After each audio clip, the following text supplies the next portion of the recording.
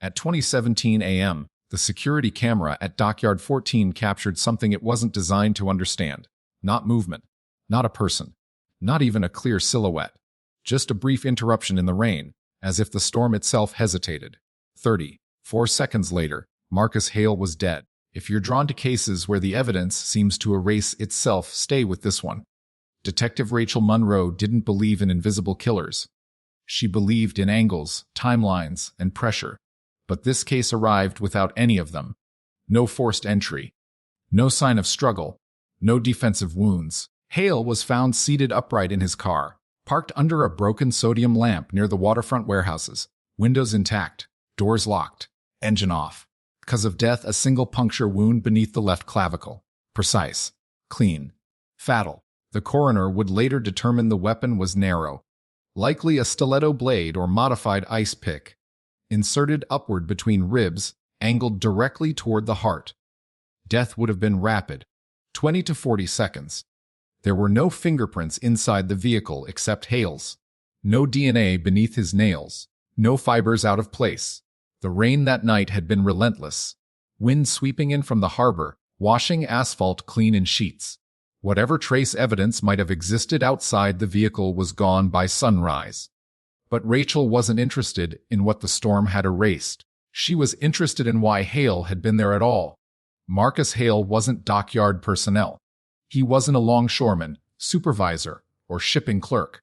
He was a civil engineer specializing in structural integrity audits. His recent contracts involved municipal parking garages and aging commercial buildings. Dockyard 14 wasn't on any of his known project lists. At 1:48 a.m., his phone placed a final outgoing call. 23 seconds. No voicemail. The number was prepaid, unregistered. Rachel replayed the security footage again. The timestamp flickered. Rain streaked the lens. Hale's sedan pulled in at 1:11 a.m., headlights off almost immediately. He didn't exit the vehicle. He didn't turn the dome light on. He just sat there waiting. At 20:16:42, distortion. A ripple across the frame. The camera glitched. At 20:17:16, Hale's head moved slightly forward, then back. At 20:17:49, nothing. The car never moved again.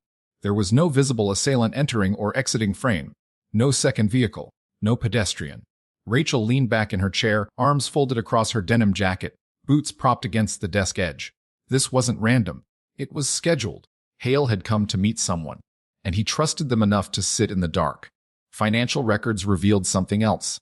2 weeks before his death, Hale had transferred 42,000 into an offshore account registered under a shell corporation. 3 days later, the funds were withdrawn in cash from 3 separate ATMs across the city. Hale earned well, but not recklessly. No hiddling habits. No sudden large purchases. So what had he paid for? Or who? Rachel visited the Marina office that afternoon. The dock supervisor, a wary man named Ortega, confirmed the security camera at Dockyard 14 had been malfunctioning intermittently for weeks. Rain hits it wrong, Ortega said. Picture stutters. We put in a request. Convenient. Rachel requested maintenance logs. The last service visit was logged 3 months ago. No pending repair orders. Someone had lied. Back at headquarters, forensic review found microscopic metal residue embedded within Hale's wound. Not from the weapon itself, but likely transferred from a sheath or housing mechanism. The alloy composition was unusual. High vanadium content. Custom fabrication. Not a retail blade. This wasn't a crime of passion. It was engineered. Rachel requested ballistic lab consultation. Not for firearms, but for tool mark comparison. If the weapon had been custom machined, somewhere in the city a workshop had cut that metal.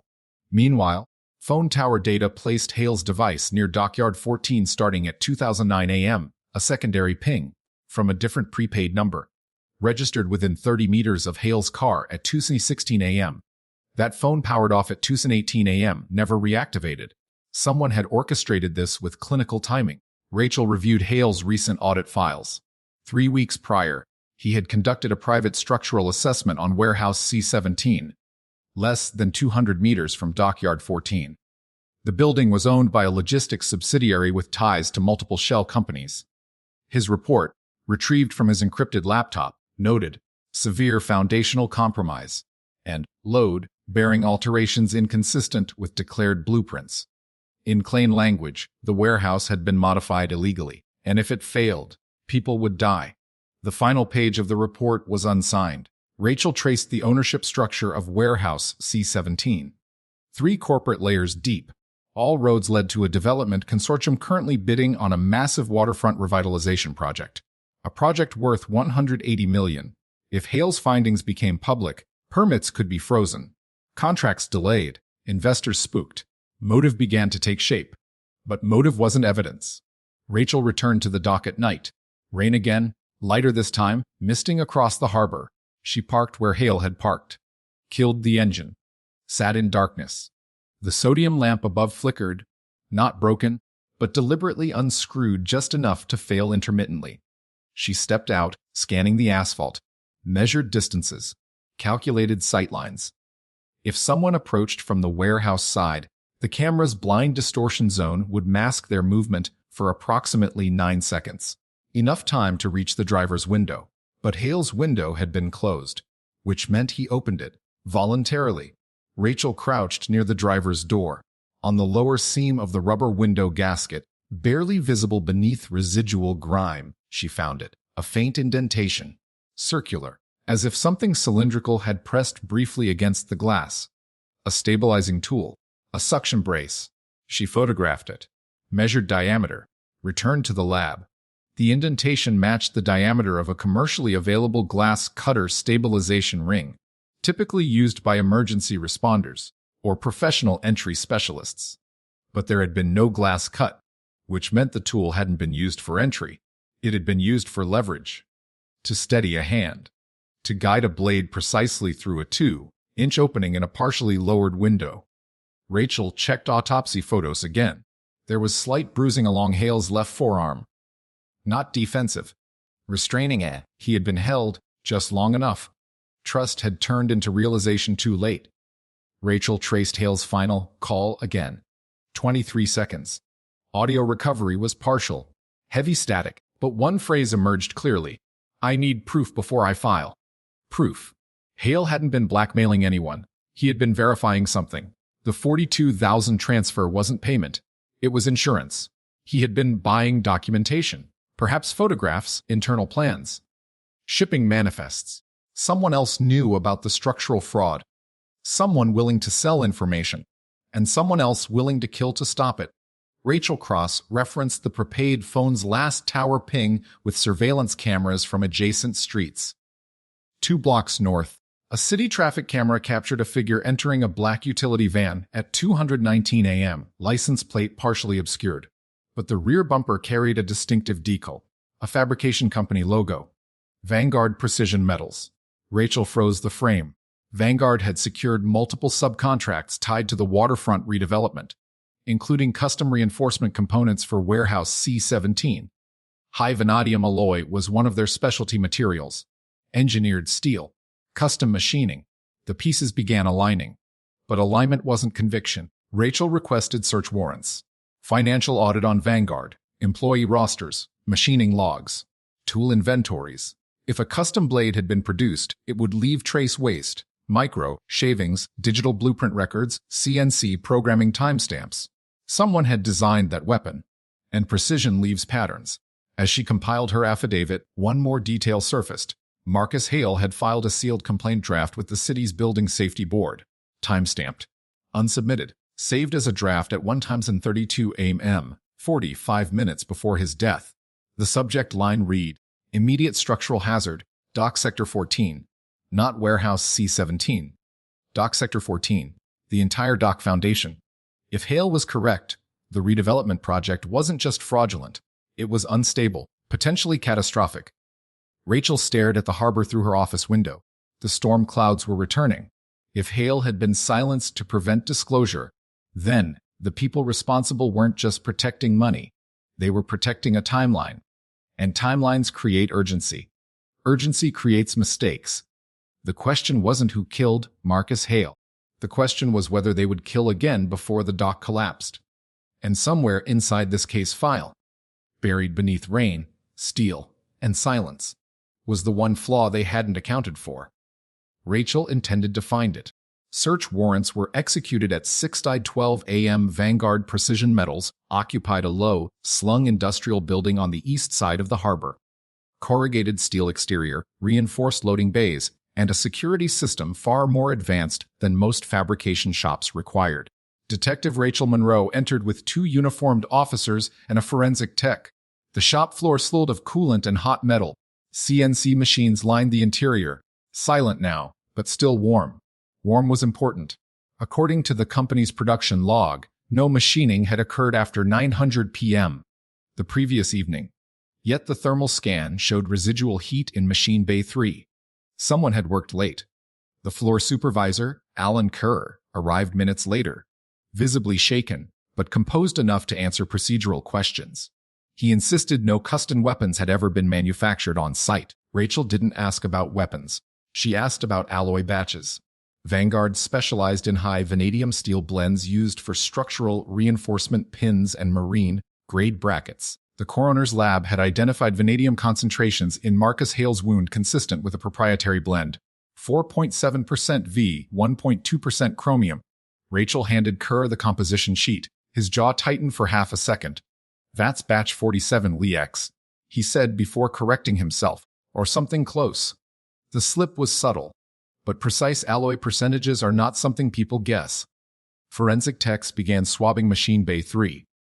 The chip tray beneath the CNC mill held micro shavings consistent with narrow cylindrical cutting, diameter approximately 8 millimeters. Rachel requested blueprint archives. Digital logs revealed a file created 4 nights earlier under an internal project code VX Delta 14. File type tapered rod component. Length 162 millimeters. Tip angle 24 degrees. Material 47 VX alloy. The design was simple. Too simple. No threading. No mounting base. No structural utility. It was not a bracket. Not a bolt. Not reinforcement. It was a spike. The file had been deleted at 2:03 a.m. on the morning Marcus Hale was killed. Deletion timestamps leave residue. Rachel's forensic analyst restored the partial file from backup cache.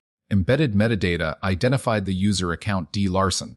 Employee roster placed Daniel Larson as senior machinist. 7 years with Vanguard. Clean record. Specialized in precision marine fittings. He hadn't clocked in since Hale's death. His emergency contact listed an address near the old rail yards.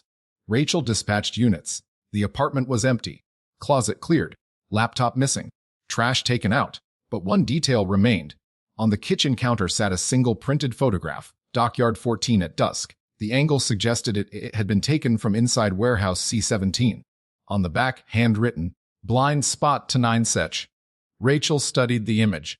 If Larson had engineered the weapon, he had also studied the approach, which meant this wasn't a rushed decision, it was rehearsal. Back at headquarters, Rachel pulled Larson's financial records. 2 weeks prior, the 85,000 had been wired into his account from a holding company tied to the Waterfront Consortium. 3 days later, the funds were withdrawn in staggered cash transactions. The same pattern as Marcus Hale's transfer. Insurance money. Or silence money.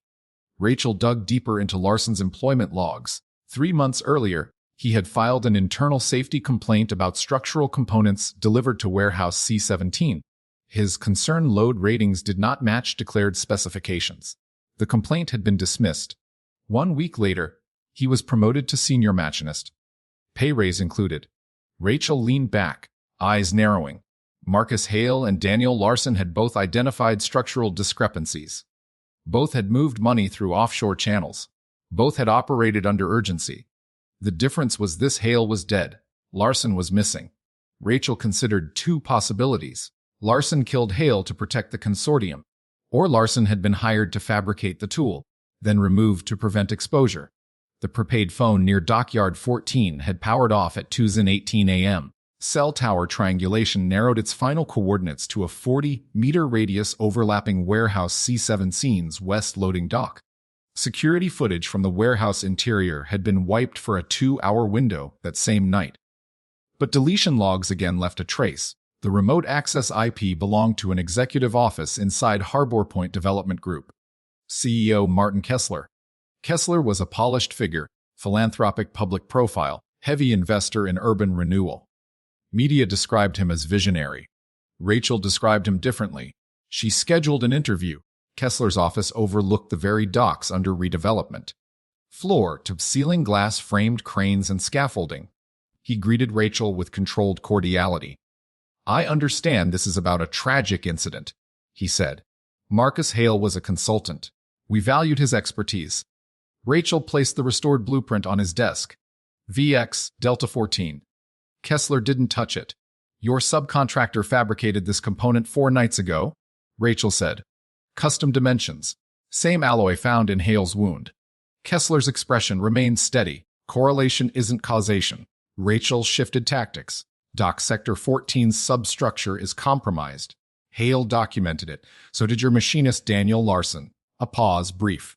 Then Kessler smiled faintly. "Detective, large-scale projects involve thousands of parts. Discrepancies happen. We address them." Rachel watched his eyes when she mentioned Larson's disappearance. No surprise, only calculation. "Where is Daniel Larson?" she asked. "I wouldn't know." The lie was practiced. Rachel ended the meeting without accusation. Pressure required sequencing. Outside, wind rolled in from the harbor again. Storm warnings issued for late evening. Rachel reviewed maritime structural records with the city engineering department. Dock Sector 14 had undergone undocumented modifications 6 months earlier. Reinforced piles replaced with cheaper composites. Load tolerance reduced by nearly 18%. Under normal cargo weight, collapse risk was moderate. Under storm surge conditions, significant. If a structural failure occurred during peak shipping hours, casualties could reach triple digits. Rachel requested emergency inspection authorization. Bureaucratic delay followed. Investors involved. Legal liabilities complex. Time moved slower than steel fatigue. At 4:42 p.m., a harbor patrol officer reported spotting a black utility van abandoned near Pier 9, 3 miles from Dockyard 14. Rear bumper carried a Vanguard decal. Inside the van, gloves, rain poncho, and a compact tool kit. One slot empty. Shaped to hold a cylindrical instrument approximately 160 millimeters long. The interior floor mat contained fine metallic dust. Preliminary lab sweep confirmed 47 VX alloy residue. Daniel Larson had been in that van. But had he left alive? Under the passenger seat, officers found a prepaid phone. Battery removed. Call logs extracted. One outgoing call at 2:05 a.m. the night of Hale's death. Duration 12 seconds. Recipiency and executive assistance line registered to Harbor Point Development Group. Assistant name Claire Donovan. Rachel obtained Donovan's phone. Deleted messages were restored. One text sent to Larson at 1:31 a.m. "Oh, final confirmation tonight. After that, you're clear." Clear. From what? Rachel traced Donovan's access credentials. At 2:02 a.m., she logged into Warehouse C-17's internal camera system remotely. 2 minutes before Larson's blueprint file deletion, which meant she had coordinated both surveillance and digital cleanup. Rachel requested a warrant for Donovan's arrest. But before paperwork cleared, a call came in from Harbor Patrol. Cracking sounds reported from Dock Sector 14. Unusual stress noises beneath the decking. The storm front had accelerated. Wind speeds increasing. Cargo operations were still active. Rachel didn't wait for authorization. She drove toward the harbor as rain began falling again. Harder this time.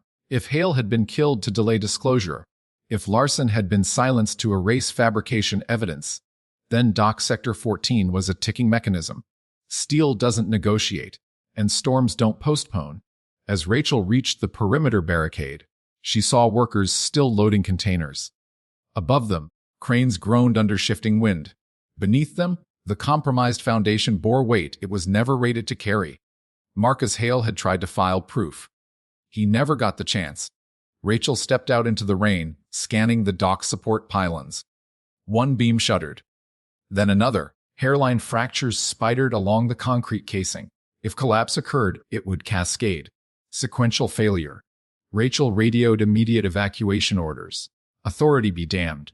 Because if she was right, this wasn't just a murder investigation anymore. It was a countdown. And somewhere in the chaos forming over the harbor, the people responsible were watching, waiting to see whether gravity would finish what they started. At 5:18 p.m., the first support beam gave way. It wasn't dramatic at first, a low internal crack, like ice splitting beneath weight. Then a visible shudder ran across Dock Sector 14's surface decking. Containers shifted slightly. A crane operator shouted something lost in the wind. Detective Rachel Monroe was already moving. "Clear it," she yelled to the nearest foreman, flashing her badge though the rain nearly swallowed her voice. "Full evacuation. Now." Harbor alarms began sounding seconds later. Workers scrambled from loading platforms. Forklifts stalled mid-transfer. Steel cables groaned under sudden imbalance. Rachel scanned the substructure through gaps in the decking. The reinforced piles Marcus Hale had flagged were visibly bowing inward, microfractures widening under lateral wind pressure. The storm surge was rising faster than forecast models predicted. If even one primary load-bearing cluster snapped, the failure would propagate. Sequential collapse, the kind that doesn't give warnings twice. At 5:21 p.m., a secondary support column cracked open along a vertical seam. Concrete sheared. A section of dock dropped nearly 8 inches in a violent lurch. A container tipped, slammed into a crane base, and tore free from its rigging. Rachel grabbed a dockman by the collar and shoved him toward the exit corridor. Another beam split with a thunderous snap. Then the chain reaction began. 3 pylons failed in under 4 seconds. The outer edge of dock sector 14 folded inward like a collapsing hinge. Containers slid. One toppled into the harbor with a crushing splash. But the central platform held, barely. Emergency responders flooded the perimeter within minutes. Harbor patrol secured the waterway. Fire crews established a safety radius. Miraculously, no fatalities. 2 workers sustained fractures during evacuation. It could have been dozens. Rachel stood in the rain as engineers assessed the wreckage. Marcus Hale had been correct. The substructure had been compromised well beyond safe tolerance, and someone had known. Back at headquarters, emergency declarations forced bureaucratic doors open that had resisted earlier. The mayor's office demanded immediate findings.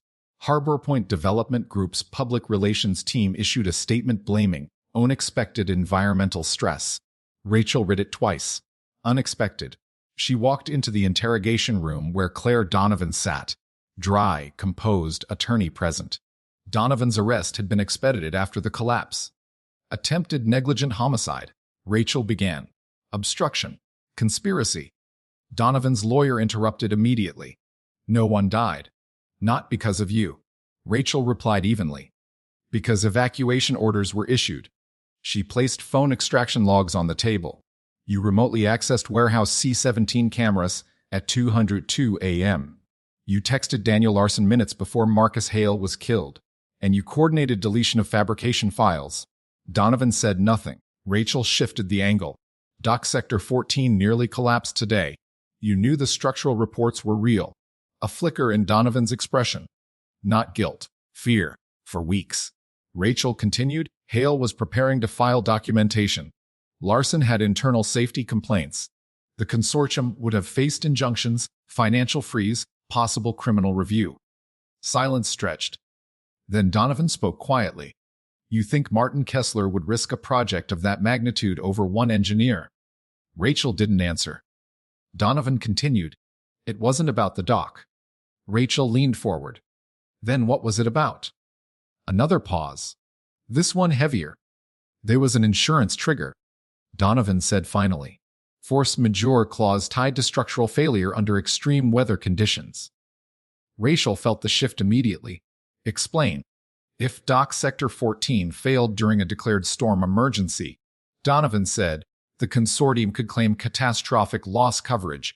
Insurance payout would exceed project valuation. They'd rebuild with federal relief grants layered on top. Rachel processed the implications. They hadn't just been cutting corners. They had been positioning for collapse. Marcus Hale's report would have voided the clause, because documented pre-existing structural compromise nullifies force majeure eligibility, which meant Hale had to be silenced, and the collapse had to appear accidental. Rachel stood abruptly. Where is Daniel Larson? Donovan hesitated. Kessler met him after the fabrication. I don't know. The lie was thinner this time.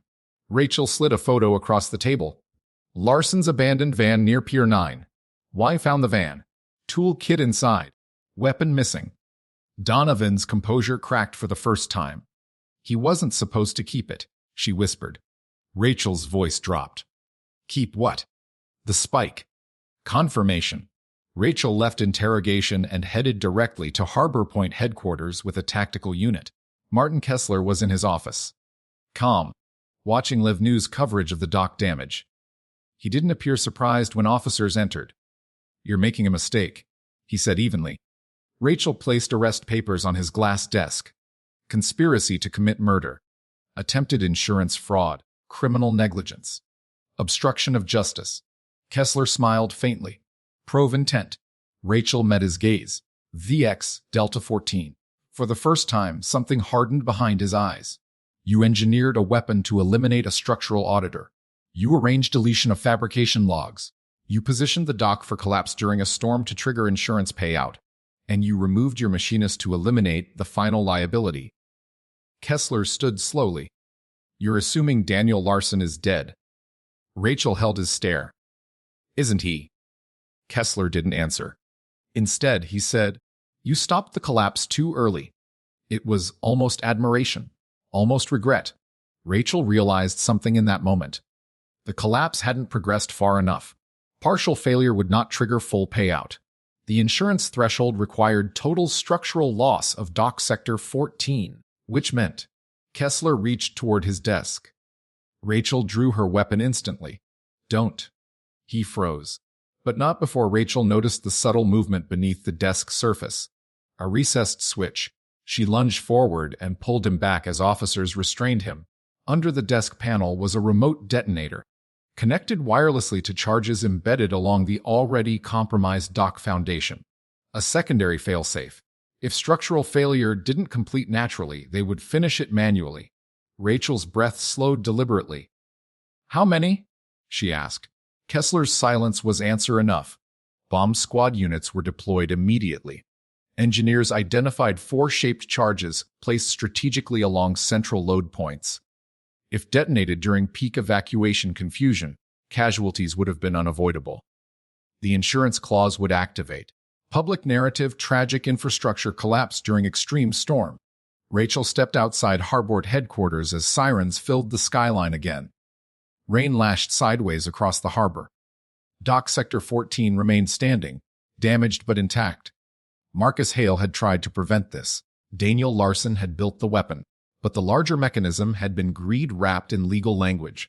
By midnight, explosive devices were disarmed. Search teams continued combing the harbor and rail yards for Larson. At 2:03 a.m., exactly 24 hours after Hale's blueprint deletion, Harbor Patrol reported a body recovered from a moored freight barge 2 miles offshore. Male, late 30s. Hands bound. Single puncture wound beneath left clavicle. Identical angle. Identical precision. Daniel Larson had not been a conspirator protecting profit. He had been a disposable instrument, and once used, eliminated. Rachel stood on the dock as the body was lifted under floodlights. Rain diluted blood into the harbor. Kessler hadn't just ordered 1 murder.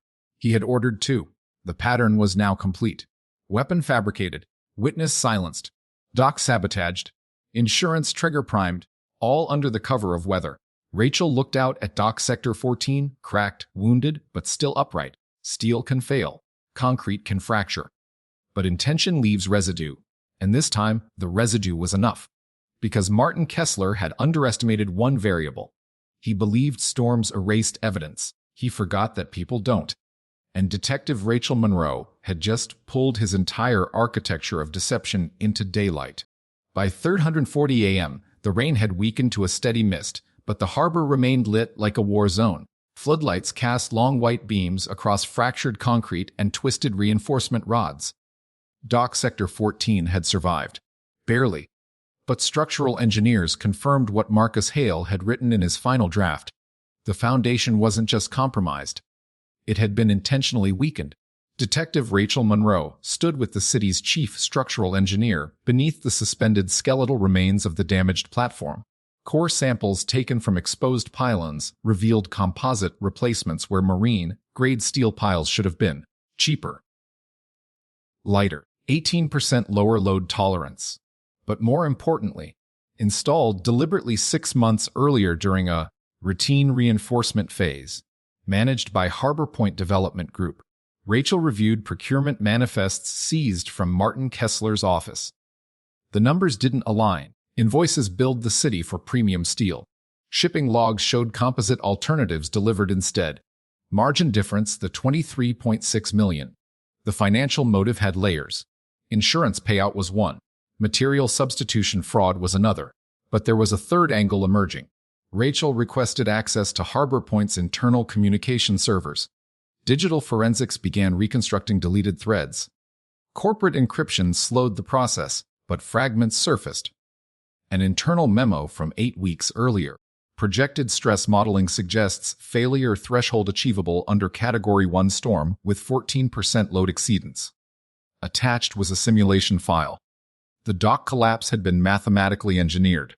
Rachel felt the quiet weight of it settle in her chest. They hadn't just planned to profit from disaster. They had modeled it. At 7:15 a.m., preliminary autopsy on Daniel Larson confirmed time of death approximately 1 hour after Marcus Hale. Larson's wrists bore restraint abrasions inconsistent with voluntary involvement. Under his fingernails, marine silt and flecks of 47 VX alloy. He had struggled, and he had not been the architect. Rachel reviewed phone triangulation again. Larson's prepaid phone powered off at 20:18 a.m. near Warehouse C-17. Harbor traffic cameras showed the black utility van departing Dockyard 14 at 20:20 a.m. But a second vehicle, a dark sedan registered to Harbor Point corporate fleet, left the same zone at 20:22 a.m. Driver assigned that night Martin Kessler. Kessler claimed he had been home. Vehicle GPS data contradicted him. Rachel entered the interrogation room again mid-morning. Kessler sat in a pressed suit provided by holding officers. Calm. Controlled. "You prevented a collapse," he said as she entered. "Congratulations. You installed the charges," Rachel replied. "Allegedly." Rachel placed the simulation memo on the table. "You modeled the collapse threshold." He glanced at it briefly. "Infrastructure modeling is standard practice." She slid over procurement discrepancies. "You build premium steel and installed composites. Supply chain adjustments." She then placed autopsy photos of Marcus Hale and Daniel Larson side by side. Identical wounds, identical precision. "You ordered the fabrication of VX Delta 14, she said quietly. "You eliminated the engineer who discovered the fraud. Then you eliminated the machinist who built the weapon." Kessler leaned back. "You're constructing a narrative." Rachel stepped closer.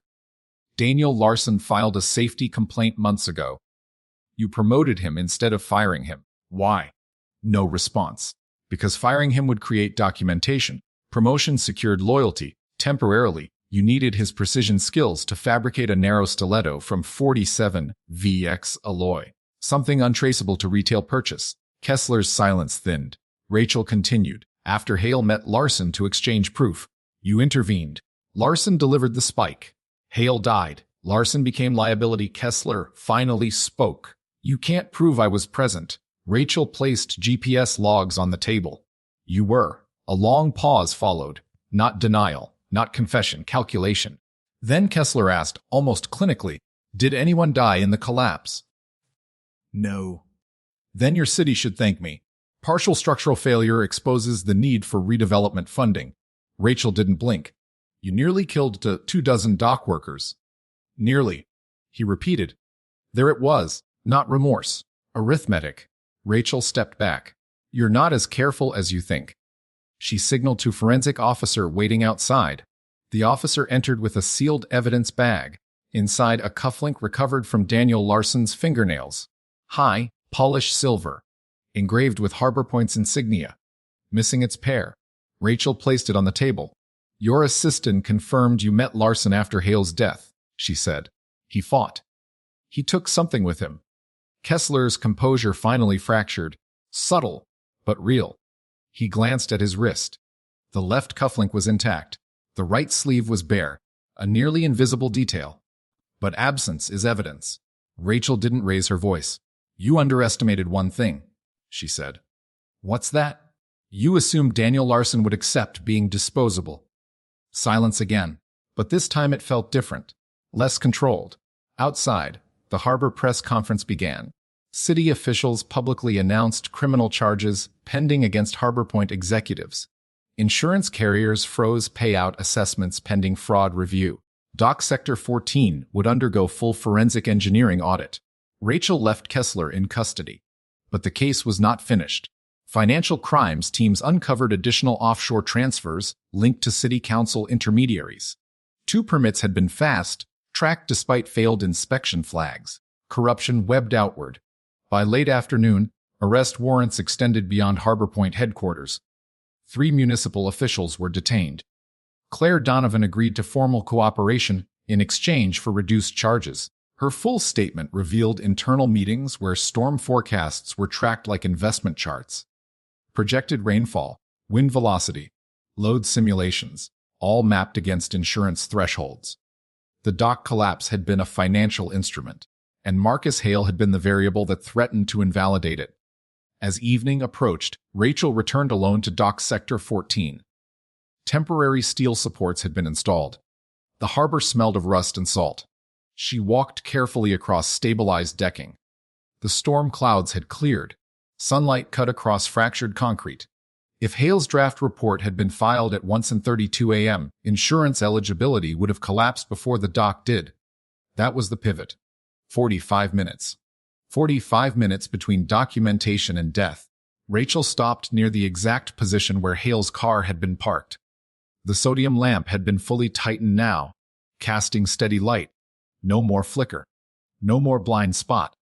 She crouched and ran her hand along the asphalt seam, where she had found the indentation from the stabilization ring. Precision had enabled murder. Precision had nearly enabled disaster. But precision also left pattern, and patterns, once exposed, dismantle architecture. Her phone buzzed. Forensic accounting confirmed total fraudulent gains projected by Harbor Point exceeded the $220 million if collapse had fully occurred. Insurance carriers formally denied preliminary claim pending criminal proceedings. Kessler would face federal charges in addition to homicide. Rachel stood. The case had begun with a glitch in a rain-streaked camera. A ripple in a storm. Now it had unraveled into systemic fraud, double homicide, and attempted mass casualty. But there was something else. As she looked out across the harbor, she felt the faint familiar weight of another memory pressing in. An older case. Another dock. Another report filed too late. She exhaled slowly. Some cases echo. Some never close. Marcus Hale and Daniel Larson would receive justice. Dock Sector 14 would be rebuilt. But somewhere in the city's layered concrete and steel, there were other blind spots. Other flickers. Other people calculating collapse for profit. Rachel turned toward her vehicle, because this investigation had revealed something deeper than corruption. It revealed how easily safety becomes a spreadsheet, and how quickly human life becomes a variable. The storm had passed. The harbor was quiet. But the damage done inside boardrooms would take far longer to repair than fractured pylons. And Detective Rachel Monroe knew. Precision can destroy, but it can also expose. And tonight, exposure was enough to begin rebuilding what greed had tried to collapse. 3 days after the collapse, the narrative began shifting. Publicly, Harbor Point Development Group was framed as reckless, greedy, negligent criminal. Privately, attorneys began reframing it as a systems failure. Detective Rachel Monroe had seen this before. Intent diluted into incompetence. Murder reframed as miscalculation. By the end of the week, Martin Kessler's legal team filed motions challenging the admissibility of the VX Delta 14 blueprint recovery. They argued unlawful digital reconstruction, chain of custody contamination, speculative interpretation of alloy composition. They did not deny the spike existed. They attacked how it was found.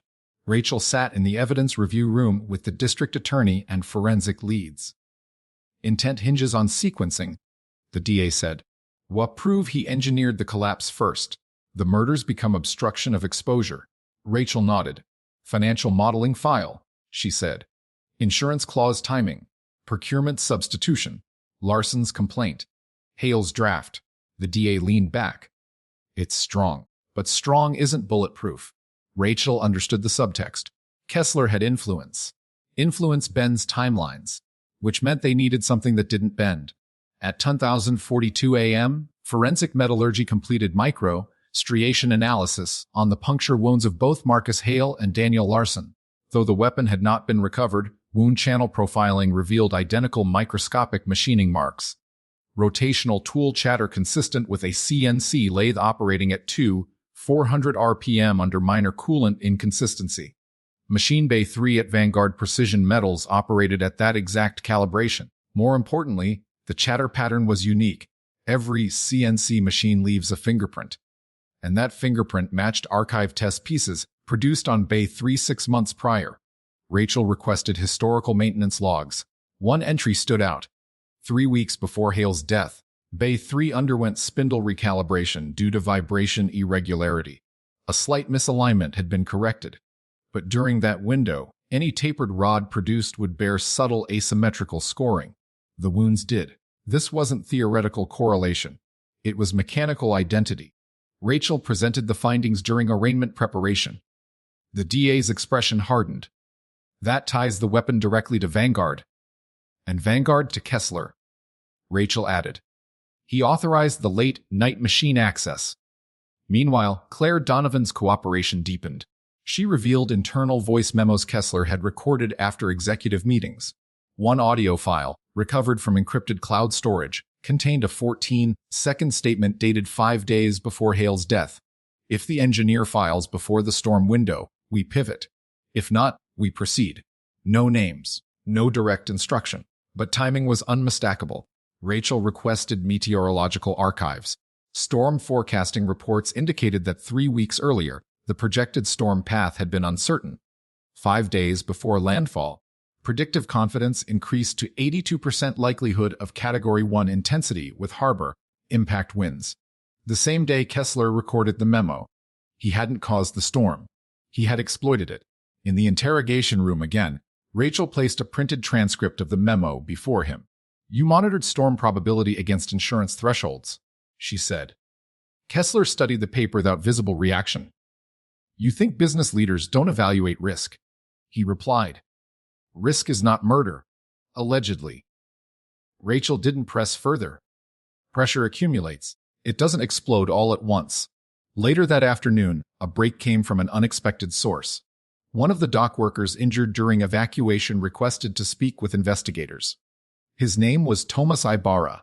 He had worked Dock Sector 14 for 19 years. Rachel met him in the hospital. Ibarra described noticing unusual drilling sounds beneath the dock 2 nights before the storm, after official construction hours. He had assumed it was subcontracted reinforcement work. Different crew, Ibarra said. Didn't recognize uniforms. Rachel asked about vehicles. Dark sedan, he replied. Corporate plates. Ibarra had also taken a photo. Not intentionally, he had been photographing a sunset over the harbor. In the background, partially obscured by cranes, a section of dock support was visible. Rachel zoomed in. A faint shape, cylindrical object affixed to a pylon. Timestamped 8:17 p.m., 2 nights before collapse. Bomb squad analysis confirmed identical attachment residue where charges had been removed, which meant the explosive devices had been installed days in advance. Not last minute. Premeditated. Rachel returned to the harbor at dusk with forensic divers.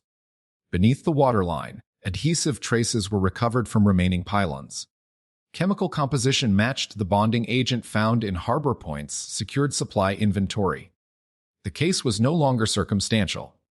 It was architectural. Every layer, financial, mechanical, digital, converged on one decision point. Martin Kessler had engineered a catastrophe, but there was still a missing piece. The weapon. Without recovery of the spike, defense could argue alternate fabrication source. Rachel reviewed harbor current models from the night Larson's body was discovered. If the weapon had been discarded offshore, tidal drift patterns suggested a probable sink zone within a 300-meter radius of the barge where Larson was found. Search operations began at sunrise. Divers scanned the sea using magnetometers calibrated for vanadium detection. At 11:26 a.m. a signal registered, small, dense, recovered from silt approximately 14 meters below surface.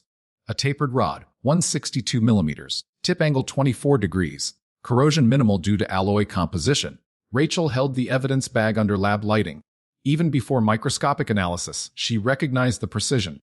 VX Delta 14. Latent prints were unlikely after seawater exposure, but microscopic residue embedded near the base told a different story. Fibers. Synthetic. Consistent with the interior lining of Harbor Point executive vehicle carpeting. Kessler's sedan had been impounded. Interior vacuum samples were re-examined. 47 VX metallic dust located in rear footwell, not from dock debris, from contact with the spike before disposal. Rachel entered the interrogation room one final time that evening. She placed the sealed weapon on the table.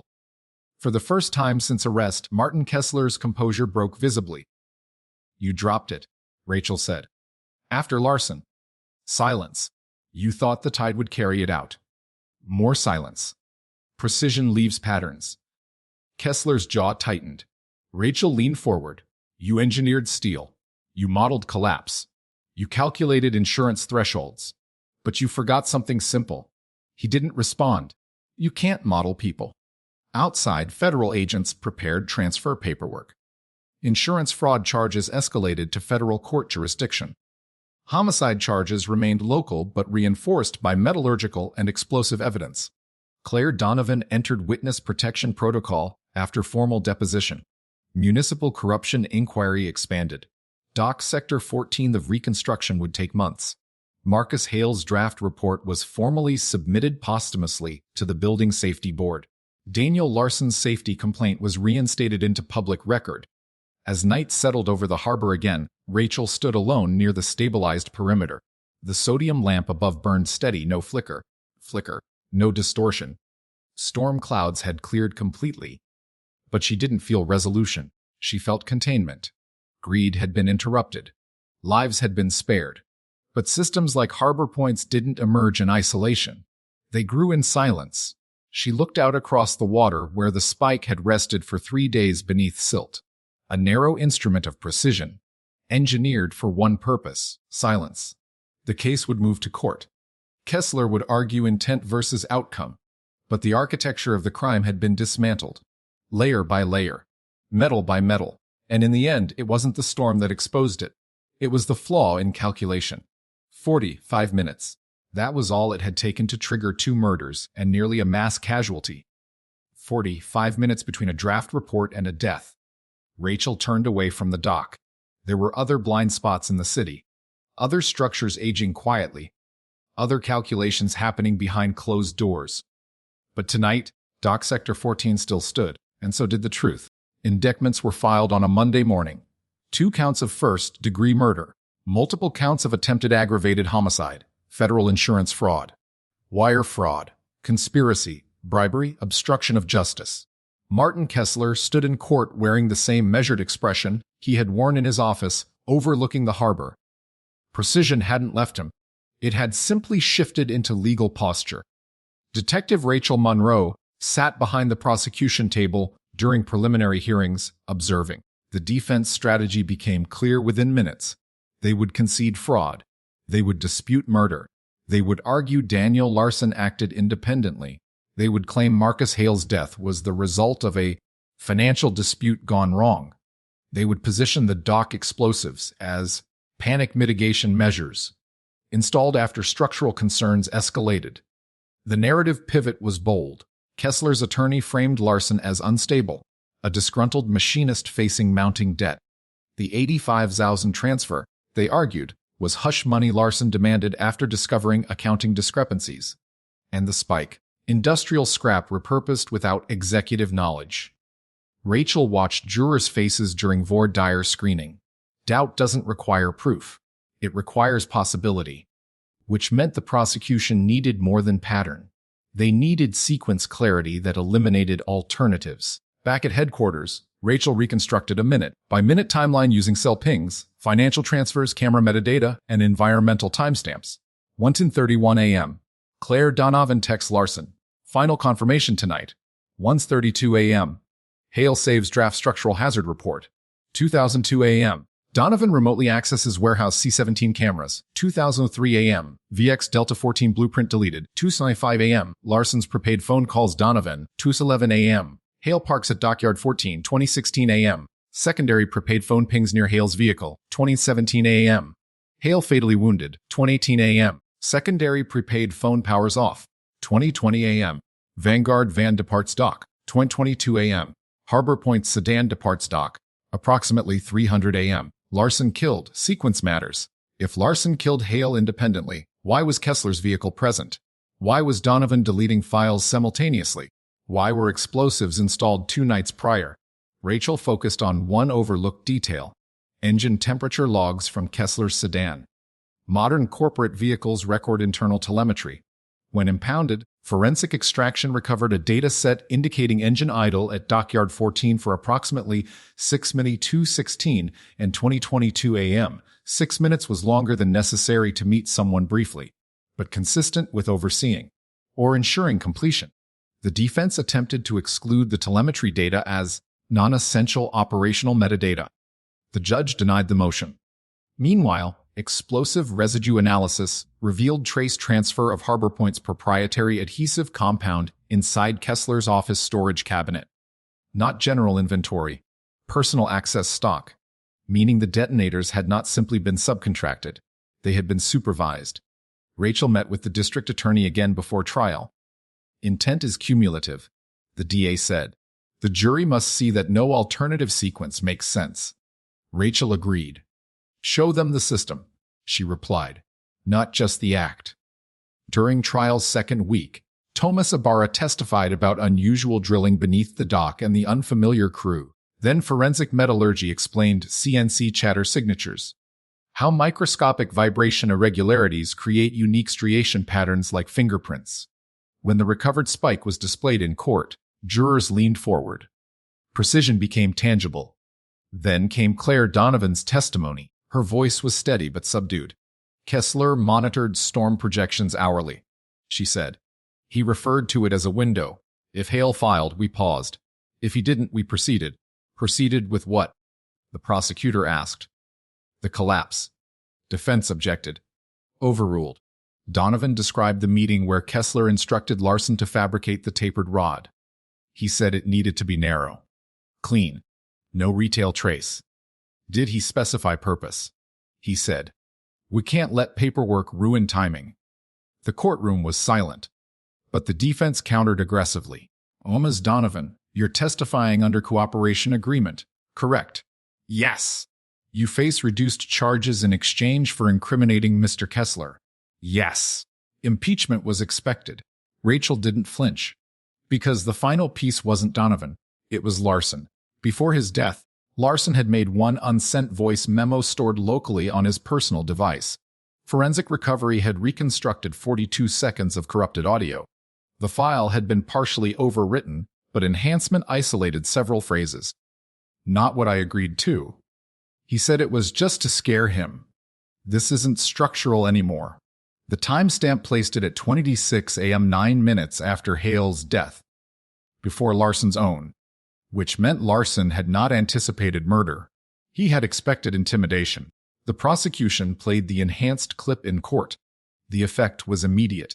It shifted Larson from conspirator to manipulated participant, and it placed Kessler in direct conversational proximity minutes after the homicide. Rachel watched Kessler during playback. For the first time, he didn't look controlled. He looked cornered. By week 3, forensic accounting outlined the projected $220 million profit cascade if full collapse had occurred. Insurance payout, federal disaster relief grants, reconstruction contracts awarded to Harbor Point subsidiaries, material substitution margin retained. The system was complete and deadly. Closing arguments focused on design, not chaos. The prosecutor stood before the jury and said, this was not a crime of passion. It was not a mistake. It was not panic. It was architecture. Rachel felt the accuracy of the word settle into the room. Architecture. Desequenced. Engineered. Just like the spike. Just like the dock's failure threshold. Just like the storm timing window. After deliberating for 14 hours across 2 days, the jury returned verdicts. Guilty on all homicide counts. Guilty on attempted aggravated homicide. Guilty on federal fraud charges. Martin Kessler showed no visible reaction as sentencing was scheduled. He had believed he could model everything. Weather, steel fatigue, insurance clauses, human silence. But he had miscalculated one variable. Consequence. Outside the courthouse, media clustered around city officials. Dock Sector 14 reconstruction funding was approved under emergency safety allocation, not disaster insurance. Structural reforms were mandated citywide. Procurement transparency audits expanded. Rachel declined interviews. She returned instead to the harbor that evening. Reconstruction crews had begun dismantling compromised sections. The skyline looked altered. Cranes frozen mid-operation. The sodium lamp where Hale had parked still burned steadily. No flicker. No blind spot. Marcus Hale's name would be attached to the Structural Oversight Reform Bill. Daniel Larson's family received a formal apology from the city and financial restitution from frozen Harbor Point assets. Justice was procedural, but impact lingered. Rachel stood at the waterline where the spike had been recovered. She thought about the 45 minutes between Hale's draft and his death. About the 9 minutes between Hale's death and Larson's voice memo. About how quickly precision can pivot from design to destruction. Then her phone vibrated. An internal affairs notification. A separate structural audit case, archived 6 years ago, had resurfaced during reform review. Dockside warehouse, minor. Fire engineer's complaint dismissed. Case file flagged under her old division. Rachel's expression shifted slightly. Not surprise. Recognition. Patterns don't disappear. They migrate. She looked once more at Dock Sector 14. Repaired steel would replace fractured composite. But the system that allowed substitution in the first place required more than reinforcement. It required vigilance. She turned away from the water. The storm had exposed corruption. The trial had exposed intent. But exposure is not eradication. Some structures collapse loudly. Others fail slowly. And somewhere in the city's foundation, another flaw was waiting to be noticed. Detective Rachel Monroe walked toward her vehicle under clear skies. The harbor was quiet. But she had learned something again. Precision can destroy. But it can also convict. And as long as patterns leave residue, she would find them. Sentencing was scheduled for 31 days after conviction. 31 days is long enough for narratives to shift again. Appeals were filed within 48 hours. Defense attorneys challenged admissibility rulings, questioned forensic metallurgy methodology, and filed motions alleging prosecutorial overreach tied to media influence. None of it surprised Detective Rachel Monroe, but something else did. 2 weeks before sentencing, Harbor Point's former chief financial officer was found dead in his home. Official cause suicide. Single gunshot wound. No note. Financial investigation pending. The CFO, Leonard Vance, had not testified during trial. He had invoked the Fifth Amendment repeatedly during grand jury proceedings. Rachel read the preliminary report carefully. Gun registered to Vance. No sign of forced entry. Security system disabled from inside. Clean. Too clean. She requested scene photographs.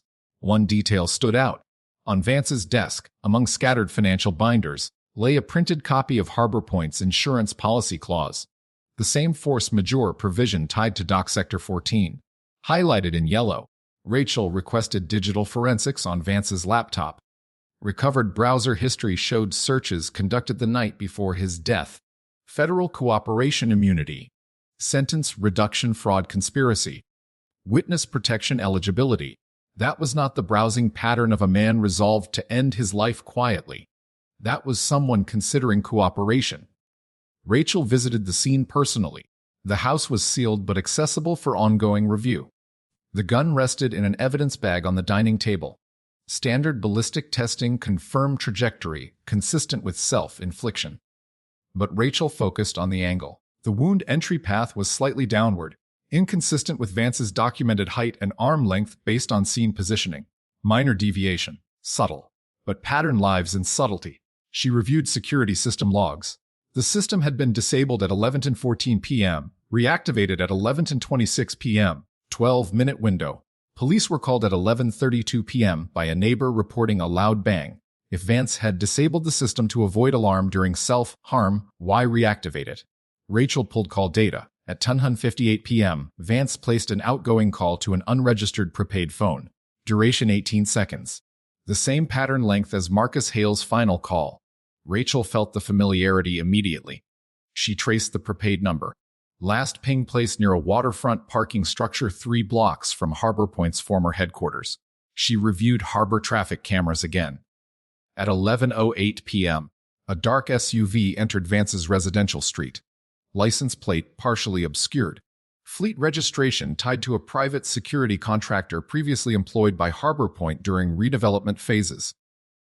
Martin Kessler was incarcerated awaiting sentencing, but systems he built still functioned. Rachel requested interrogation access to Kessler again. He sat behind reinforced glass now, awaiting federal transfer. "You're thorough," he said as she entered the interview room. "Leonard Vance is dead," she replied. He showed no visible reaction. Unfortunate. He was preparing to cooperate. Allegedly. Rachel watched his breathing pattern. Steady, controlled. "You built a structure designed to collapse without leaving fingerprints," she said. "You assumed removing variables would secure the outcome." Silence. Vance was another variable. Kessler leaned forward slightly. "You think I operate from inside a hold-in cell?" Rachel did not answer directly. Instead, she said, "How many redundancies did you build?" For a fraction of a second, something flickered in his expression. Not fear. Recognition. Rachel left without further exchange. She returned to the financial case files. During Harbor Point's peak operations, Kessler had created a layered management structure where sensitive decisions were distributed across private contractors and shell entities. No single actor had full knowledge. Redundancy. Compartmentalization. Operational insulation. Rachel contacted federal investigators overseeing fraud proceedings. One private security firm, Alder Tactical Solutions, had received large payments from Harbor Point through a consulting intermediary. Payment descriptions. Asset protection. Risk mitigation. She requested Alder's employee roster for the night of Vance's death. One name appeared repeatedly in Harbor Point: Related Operations Elias Ward. Former military logistics. Specialized in controlled demolitions. Private contractor since. Rachel reviewed Ward's cell phone data via federal warrant. On the night Vance died, Ward's phone powered off at 10:02 p.m., powered back on at 11:28 p.m., location pings consistent with Vance's neighborhood. 12-minute blackout. Same duration as security system disablement. Rachel assembled the timeline. 10:58 p.m. Vance calls prepaid phone. 11:08 p.m. SUV enters neighborhood. 11:14 p.m. Security disabled. Between 11:11 and 26 p.m. Fatal shot. 11:26 p.m. Security reactivated. 11:28 p.m. Ward's phone reactivates. 11:32 p.m. Police notified. Sequence again. She secured a warrant for Ward's arrest. When officers apprehended him, he did not resist. His apartment contained minimal personal items. One secured lockbox. Inside burner phones, cash, and a small, cylindrical stabilization ring identical in diameter to the impression found on Marcus Hale's car window gasket. The ring had not been recovered during initial Vanguard search, which meant Ward, not Larson, had physically approached Hale's vehicle. Larson fabricated the spike. Ward wielded it. Rachel felt the final layer sliding into place. Ward was interrogated under federal authority. He denied involvement in Vance's death. Denied involvement in Hale's. But forensic residue told a different story. Trace 47, VX metallic particles were embedded within scratches of the stabilization ring, and on Ward's boots. Preserved in the lockbox. Lab tests identified marine silt composition matching Dockyard 14 sediment. Rachel confronted him with the evidence. "You installed the charges?" she said. Silence. "You approached Hale's car?" Silence. "You killed Larson?" His jaw tightened slightly. She placed Vance's browser search history on the table. He was going to talk. Ward's eyes shifted for the first time. Not guilt. Calculation. "People panic," Ward said finally. "Bad decisions follow." Rachel leaned in. "You weren't panic control." Silence. "You were outcome control." He did not deny it. With Ward's arrest, the architecture extended beyond corporate boardrooms. It reached into operational enforcement. Kessler had not wielded the weapon himself. He had built a system where someone else would, and that system persisted even after conviction. Vance's death would now be investigated as homicide. Ward was charged accordingly. Rachel visited Vance's house once more after evidence processing concluded. The yellow highlighted insurance clause remained etched in her mind. Force majeure. Act of God. It was language designed to transfer liability from humans to nature. But Dock Sector 14 had not been an act of God, and neither was Vance's death. She stood in the quiet living room where Vance had been found. A man who had calculated margins until calculation turned on him. Another variable removed. Another blind spot sealed. Rachel stepped outside into clear night air. No storm. No wind. Just silence. The system Kessler built was collapsing now, not physically, but structurally. One indictment had become multiple. One murder had become 3. One engineered disaster had become systemic conspiracy. Precision had not ended with conviction. It had revealed depth. Her phone buzzed again. Internal Affairs update. The resurfaced 6-year-old dockside warehouse fire case, the one tied to her previous division, now showed procurement irregularities similar to Harbor Point's substitution pattern. Different developer, different dock, same insurance clause language. Rachel looked back toward the distant harbor lights. Patterns migrate, architectures replicate, and storms are not always required. She understood something clearly now. Kessler was not anomaly. He was blueprint. And somewhere else in the city, someone else might already be modeling collapse against profit. The case was closing. But the system it exposed was not finished. Rachel walked to her vehicle without looking back, because precision crimes don't disappear when convicted. They evolve, and she had just identified the next fracture line. Elias Ward broke on the 4th hour, not with emotion, not with remorse, with irritation. "You're chasing ghosts," he said, wrists cuffed to the steel interview ring. "You think this started with Harbor Point?" Detective Rachel Monroe didn't respond immediately. She let silence stretch, the kind that forces continuation. Ward exhaled sharply. "Kessler didn't invent it," he said. "He inherited it." That was new. Rachel placed a photograph from the 6-year-old warehouse fire case on the table. A grainy image of a dockside storage facility that had burned during a mild electrical storm. Official cause had been ruled faulty wiring. Insurance payout substantial. Same clause language. Rachel said evenly. Same force majeure trigger. Ward gave a thin smile. "Because it works." Rachel leaned forward slightly. "Who taught him?" Ward hesitated. "Not out of loyalty, out of calculation. Kessler used to work under someone else." Ward said finally. "Different development group. Different city." Name. Caldwell Urban Holdings. Rachel recognized it. The 6-year-old warehouse fire had been tied to Caldwell before Harbor Point ever existed. Martin Kessler had not built the model from scratch. He had refined it. Rachel requested archival records on Caldwell Urban Holdings. The company had dissolved 4 years ago following internal restructuring. Former CEO Harold Whitmore. No criminal charges ever filed.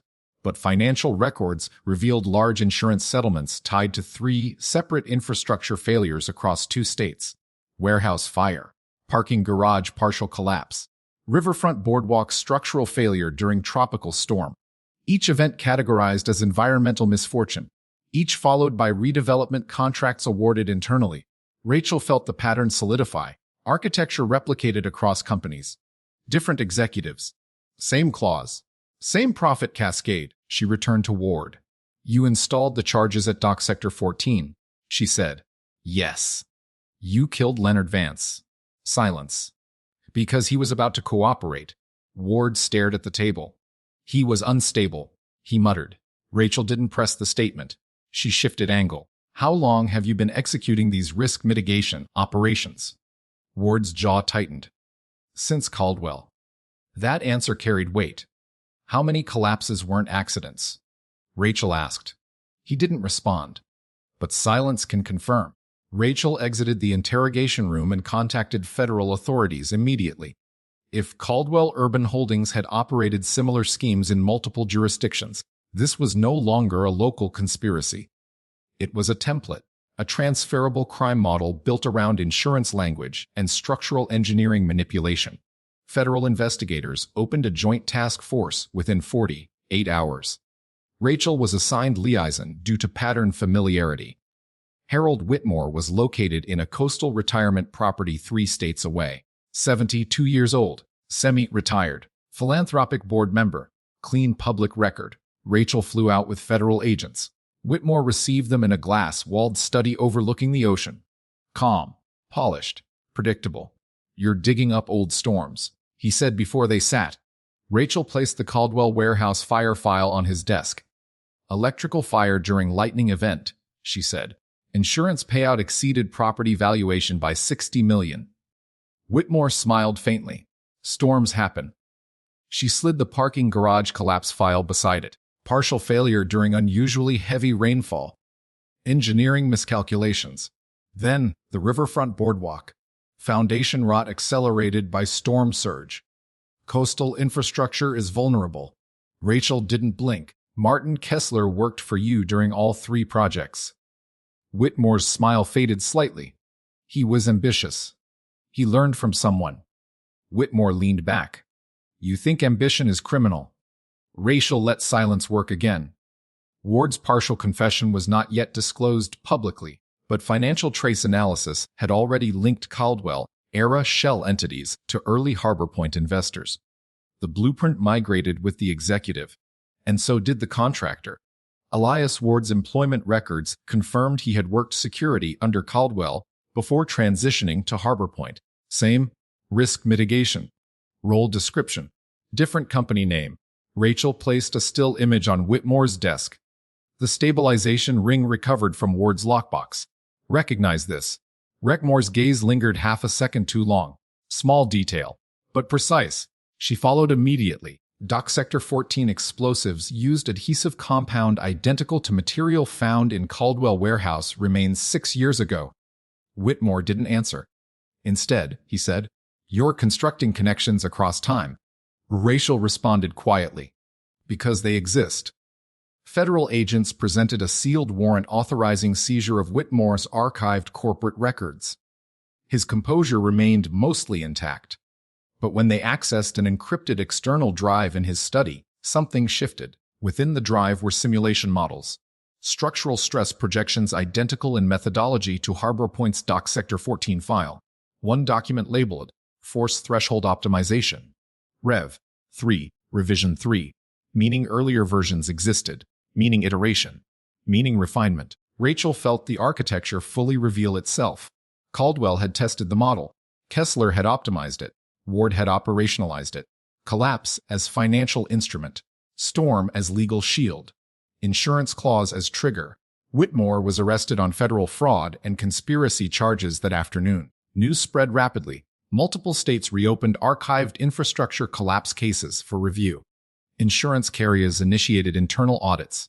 The pattern was no longer isolated. It was systemic. Back in her city, Rachel stood once again at Dock Sector 14. Reconstruction had progressed. New steel supports gleamed under sun. The harbor looked stable again. But the illusion had been shattered. 3 murders connected to one dock. Multiple collapses tied across states. An executive lineage that treated disaster as revenue strategy. Ward had provided names of additional subcontractors. Financial analysts were tracing offshore accounts linked to Caldwell-era payouts. The architecture was unraveling nationally. Rachel thought about Marcus Hale. He had seen structural compromise in one dock. He could not have known he was pulling on a thread connected to years of engineered catastrophe. Daniel Larson had fabricated one spike. He could not have known the model he enabled had existed long before him. Leonard Vance had considered cooperation. He paid for that calculation. Rachel walked along the reconstructed edge of Dock Sector 14. Workers moved methodically. Steel rang against steel. No blind spots. No flickering lamps. But architecture doesn't just exist in concrete. It exists in policy, in language, in clauses, force majeure, act of God, terms designed to absorb blame. Now under federal scrutiny, her phone buzzed again. Task Force update. 2 additional historical infrastructure failures flagged for suspicious modeling similarity. The investigation was expanding. Rachel stopped near the waterline. Sunlight reflected sharply off the harbor. She considered something Ward had said. You think this started with Harbor Point? No. It hadn't. And it likely hadn't started with Caldwell either. Models evolved from earlier versions. Revision 3 implied at least 2 prior attempts, which meant somewhere further back, someone else had drafted the original architecture. The blueprint had lineage, and she had just uncovered only one branch. The harbor was quiet. But beyond it, across cities and coastlines, other docks and structures stood over aging foundations. Some reinforced. Some compromised. And somewhere in those structures, someone might already be studying weather forecasts with a calculator. Rachel turned from the water. Dock Sector 14 had been saved. Kessler convicted. Ward charged. Whitmore arrested. But the architecture of engineered collapse was older than all of them, and she had only just found its surface. The storm that exposed this case was natural. The system behind it was not. And Detective Rachel Monroe understood something clearly now. You don't just dismantle a structure. You trace its foundation. And foundations run deep. Revision 3 implied there had been a Revision 1. Federal subpoenas widened. Archived Caldwell servers were reconstructed from cold storage backups. Insurance carriers, now facing potential multi-state liability exposure, cooperated aggressively. Historical payout models were re-examined using forensic actuarial analysis. Detective Rachel Monroe sat inside the temporary Federal Task Force Command Center reviewing comparative data sets. 3 Caldwell-era collapses. 1 Harbor Point engineered near collapse. 2 additional infrastructure failures now flagged for structural modeling similarity. The pattern was no longer anecdotal. It was algorithmic. Analysts overlaid structural stress simulations, recovered from Whitmore's encrypted drive with meteorological probability windows from the years preceding each event. The overlaps were statistically improbable. Storm forecasts had not merely been observed. They had been mapped against structural fatigue curves. In one early Caldwell spreadsheet, dated 14 years prior, a column header read, Trigger Efficiency Ratio. Rachel stared at it. Trigger. Not accident probability. Not risk exposure. Trigger. Revision 1 documentation was finally restored from a corrupted archive. File name EFT opt alpha. Author metadata H. Whitmore. But secondary edit history revealed a different name embedded in early drafts. Elias Ward. Not as security contractor, as structural consultant. Ward had not merely executed plans. He had helped design the earliest model, which meant the evolution was deeper than assumed. Rachel requested Ward brought in again under federal authority. He appeared more fatigued this time. Less controlled. You weren't just enforcement, she said quietly. You helped build the first version. Ward looked at the mirrored wall for several seconds, then back at her. Insurance companies don't lose, he said. They calculate. That's not an answer. He exhaled slowly. Whitmore was approached first. By who? The Ward hesitated. Not calculation this time. Reluctance. By the carrier. The room went still. Rachel didn't react visibly. Which carrier? Ward swallowed. North Meridian Assurance. The name carried weight. North Meridian was one of the largest infrastructure insurers in the country. If true, this was no longer corporate fraud exploiting insurance. It was insurance engineering failure for profit. Rachel requested immediate verification. Financial audit cross-referenced Caldwell-era payout adjustments. In 2 early collapses, internal North Meridian actuarial notes referenced acceptable catastrophic variance under policy elasticity. Language that mirrored FT opt-alpha terminology. Actuarial elasticity. Trigger efficiency. The phrasing aligned too closely. Rachel met with federal prosecutors that evening. If a carrier developed stress optimization models, one agent said carefully, we're looking at institutional conspiracy. Or rogue executives, another suggested. Rachel considered both. She returned to Whitmore and Holding. You didn't invent the clause, she said. You optimized it. Whitmore remained composed. You misunderstand how insurance works. Explain it. He studied her for a moment. Carriers calculate loss projections across portfolios. Infrastructure deterioration is inevitable. Catastrophic events consolidate payout timing. From a macro standpoint, variance smooths. Rachel's voice stayed level. You're describing engineered timing. Whitmore didn't answer directly. Instead, he said, storms will come. Structures will fail. The question is who absorbs the loss. And who profits. She replied. Silence. Federal agents subpoenaed North Meridian internal communications. Resistance was immediate. Claims of confidentiality, privileged actuarial modeling, national infrastructure stability concerns. Pressure escalated. Media began reporting on potential systemic insurance collusion.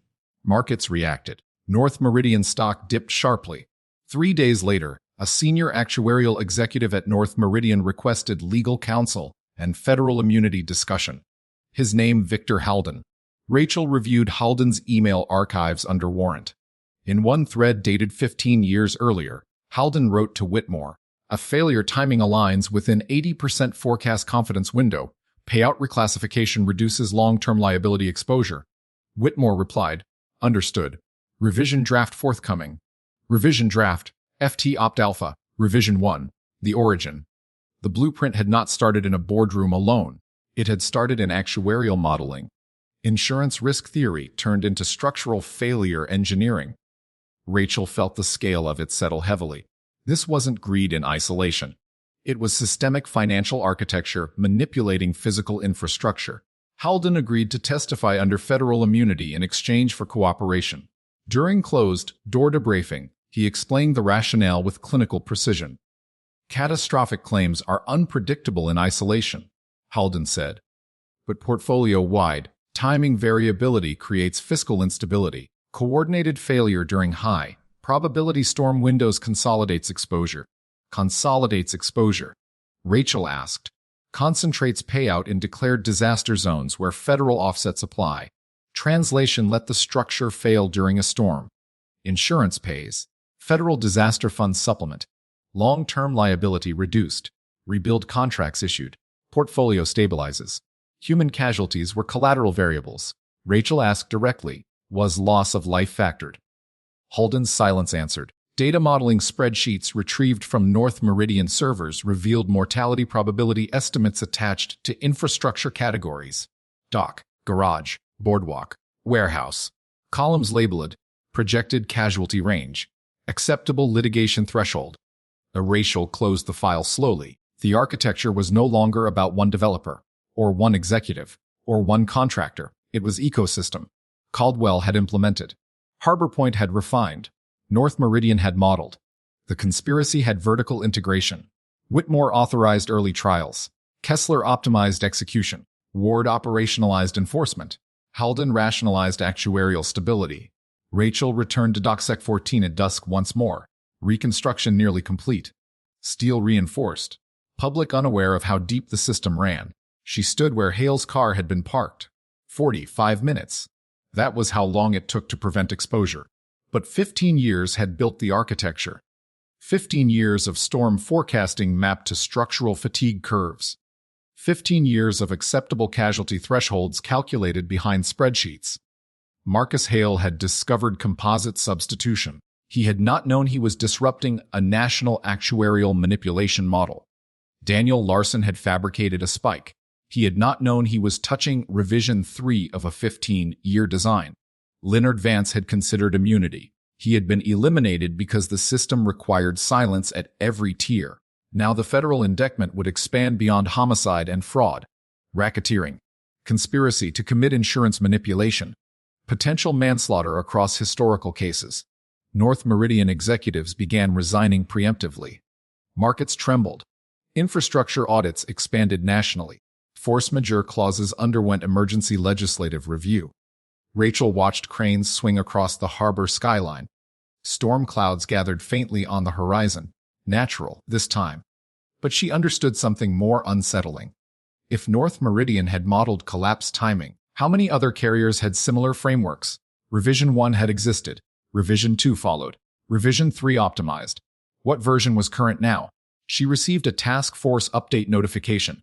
Encrypted email recovered from Halden's archive referenced something labeled FT, Opt Global Pilot, a global.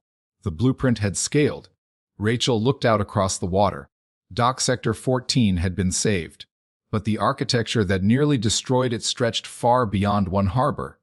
And if it had scaled internationally, then storms were not just weather. They were balance sheet events. She turned away from the dock slowly. The case had begun with a single puncture wound. Now it was unraveling a financial ecosystem.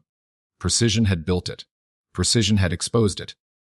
But dismantling something systemic required more than arresting architects. It required rewriting the rules they exploited. And somewhere, in another city perhaps already watching storm forecasts, Revision 4 might already exist. The harbor wind shifted slightly. Rachel didn't look back, because she knew the truth now. The storm was never the weapon. The model was. Federal indictments expanded within 10 days. Racketeering, interstate conspiracy, insurance manipulation, accessory to homicide across state lines, potential manslaughter reviews in 3 reopened collapse cases. North Meridian's executive board convened emergency restructuring. Victor Heldon entered protective custody. Harold Whitmore awaited arraignment in federal court.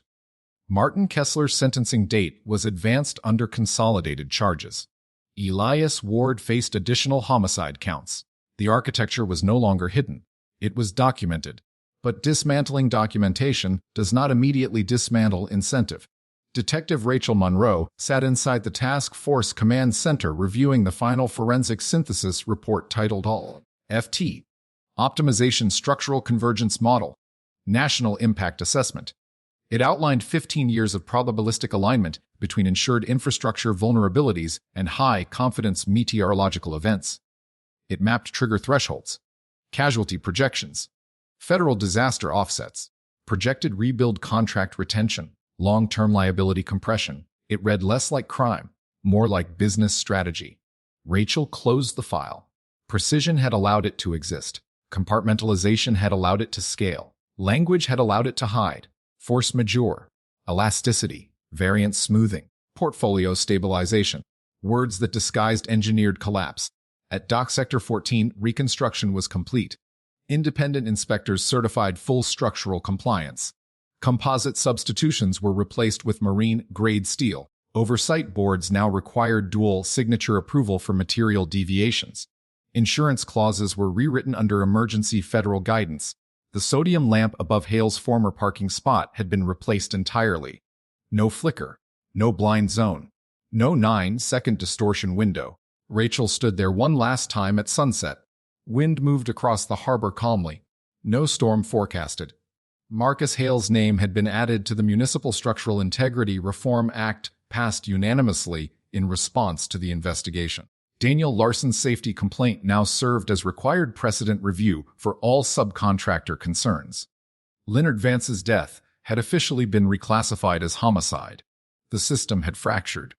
But Rachel understood fracture is not eradication. North Meridian was not the only carrier.